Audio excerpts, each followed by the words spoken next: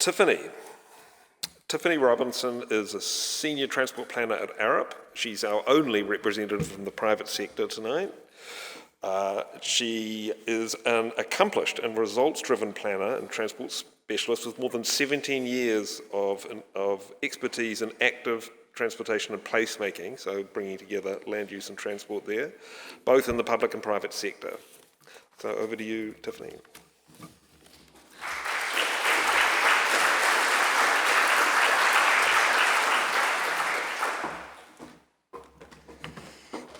Tim, hard act to follow. Jeez. All right. So Tim has set the scene really well for how we got here. But I am here to talk to you about where we can actually go. So my presentation is written from the perspective that we're already in 2050. And we've done everything that we need to do to get to our climate goals. Okay? Now, I want to say the possibilities, and I'm leaning very heavily on possibility, because we cannot get to that 2050 goal if we don't start taking action today, okay? So just keep that in mind as we go through. So, back in 2023, we knew that our city's average temperature would be moving up to a 17.2 Celsius in 2050. And now in 2050, we are using fossil fuels. Sorry, we're not. We are not. We're not doing that. We're done with that. We got past that. We actually recognized that human activities were changing the landscape over time, and we really decided to come together to create a holistic system of change. Okay? And that means that whole system thinking. We cannot just do agencies doing this, doing that, come together through whole systems thinking. So everything is interconnected and interdependent on each other. We realize that we can't have a sustainable and resilient mobility system without actually understanding the role that we play in uplifting the other systems that impact the humans that are using the system. So, this holistic approach actually demonstrates Manaakitanga for all Aucklanders and the evolution of identity and place through Te Ao Māori, and truly fostering acceptance and appreciation. So what you're gonna see is gonna be what that looks like. So the theme of this climate festival is Ngā Hui o Wai. By existing on this land and in this space, we all have taken up the call for Kai Tia Kitanga, guardianship and protection of the environment, okay? We're protecting the land out of respect for where we live, so that means that each one of us needs to take up that call. Not just for us, but to be respectful to the ancestors and the future generations that come along. So, as residents, we actually have an understanding of where and how the electricity we use in our daily lives is produced and how much personal emissions we actually emit. So our sense of ownership of the energy that we're using actually regulates how much we use.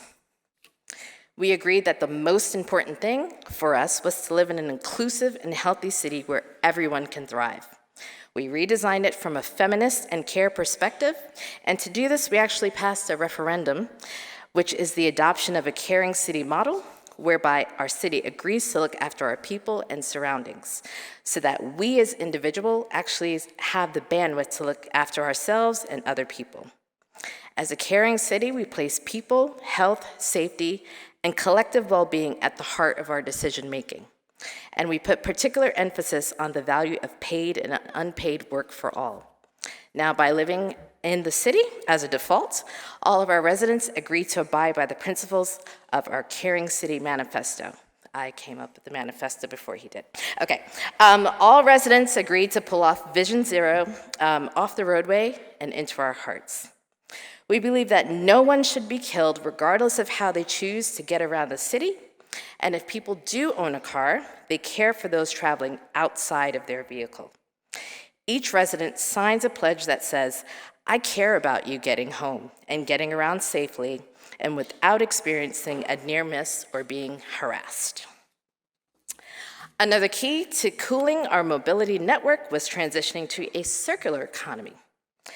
And this is an economic system based on the reuse and regeneration of materials or products, especially as a means of continuing production in a sustainable and environmentally friendly way. We're conscious of the emissions that are created during the design stage of the products that we use. We're smart about how we design, and we use or reuse the proper resources to meet our material needs. For our mobility network, we live with the assumption that improved mobility and access for people walking and cycling and taking public transport would help us to reduce our greenhouse gas emissions, fuel consumption, and traffic congestion. So by doing this, we adopted a holistic and feminist approach to infrastructure, investing in both physical and socio-cultural infrastructure. And so by increasing our physical infrastructure like bike lanes, we have chosen to increase bicycle commuting and decrease in personal car use, which has meant less emissions for us, less traffic, less noise. We also focus on this socio-cultural infrastructure, about the human infrastructure through education and outreach. Our transport agency, Caring Journeys, has adopted inclusive cycling concept into its cycling design standards when designing its cycle infrastructure. And this means that all infrastructure is built with the needs of users of non-standard cycles in mind, and it also means that we have inclusive cycle parking facilities that are for accessible, step-free, and wide to accommodate all types of non-standard cycles. By adopting neurodiverse transport practices, we've been able to open the doors to freedom and independence to those who were not previously engaged in the system. We've also looked at our paths and bus stops, making sure that they are resilient against the heat island effect through our design choices used to protect people from the elements along their journey. You see here a solar panel bike path that's sitting in the middle of an 8-lane highway. We'll never get to that. We're going to take those down. But we really understood that bus shelter was not enough to keep people protected from the sun while waiting for their bus. We also identified where the hottest bus stops were using our Urban Heat Index tool, and then we prioritized adding cooler, greener elements to the design of those bus stops, as well as adding UV coating and solar panels to capture and redirect the heat. We also looked at our material choices. When we're actually looking at our infrastructure, sure, we want more bikes on the road, but maybe we need to take a look at the production of what the rubber comes into. So what we decided to do, we tested out a few options and material choices like rubber created from dandelions. And in agreement with Monofenua, we established farms that promote sustainable cultivation for rubber. We also looked at material choices for our cycleways, like the Great Valley Trail in Victoria, which is made of recycled rubber and finely crushed glass. We also looked at more eco-friendly anti-UV rubber granules to use in the creation of our paths to be able to reduce the influence of ultraviolet radiation from the ozone. Also making sure that we have a clean public transport fleet. I know that some of this is happening today in 2023, but actually fleshing that a bit more, we actually have a mix of electric vehicles powered by renewable energy. Our zero-emission vehicles are fueled by renewable natural gas or hydrogen, and we've also rolled out some battery electric buses and fast charge stations around the region, like this one here. Cycle Skyways. So we took this model from Copenhagen, and what we really wanted to do here was really elevating the urban design of our cycleways so that they're seamlessly integrated into the urban fabric of our system rather than just on the periphery.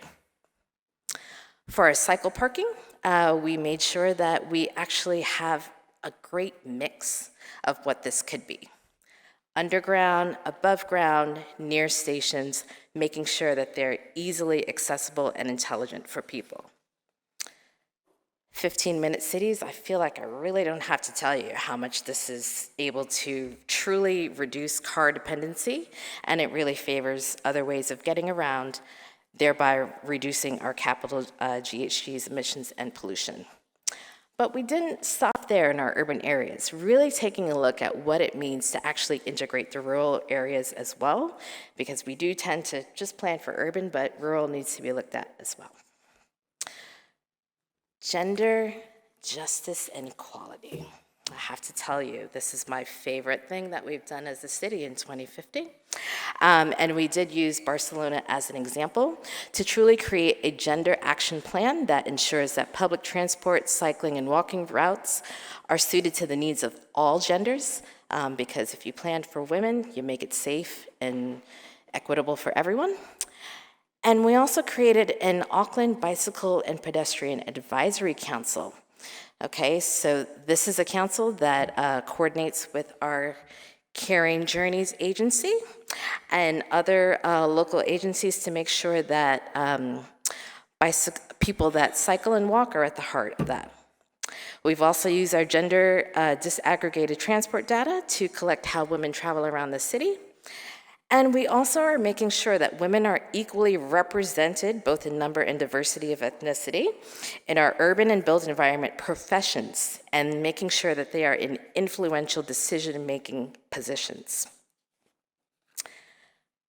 And also prioritizing, making sure that we're actually prioritizing space for people to walk and cycle. We identified that this is by far the best way to get people out there. And this is an example of something in Sweden. We turned our car parks into public spaces. Look how nice they are. We don't even need cars anymore. We're just replacing them with places to put our bikes. Looking at our local system is one thing, but also recognizing that we need to take a look at how we move our freight around. So we have these autonomous freight vehicles using some AI. They are on a system of grid to get things around, and it really helps to reduce the emissions in the region, and it guarantees exact delivery down to the minute, much better than New Zealand Postal. Also taking a look, we do still have a port, so still taking a look at how we might be able to intelligently take a look at our shipping as well. So if you want to be a zero hero, don't stop here tonight. You can keep learning, and you can apply the knowledge in your own life and your work. This is a quick list of reading for your inspiration. But I have one final note for you. And this, I'm going to read this because I really want this to come down to you. These aspirations are only made possible if we start reducing our emissions now. There is a cost to climate change, and every day that goes by, we are debiting that cost from the accounts of future generations. Tim is going to tell you the things we need to do starting now, but I want to leave you with this story. I was having a conversation with my mother about how she treated me as a child. And one particular thing that I was talking to her about was how she made me use a speed reader machine. And I was like, Mom, why did you actually make me do this? Was I having trouble reading? Like, why? And she was like, I don't remember this. And I said, well, I do. And she says, well, of course you do. It happened to you. And then she proceeded to give me this antidote that has stayed with me, and now I want it to stay with you. She said, of course you remember it. It's not the one who, on the street, who remembers it. It's the one who steps in it. So, let's not leave Ish on the street for our future generations to step in. We can do better. That's it. Thank you.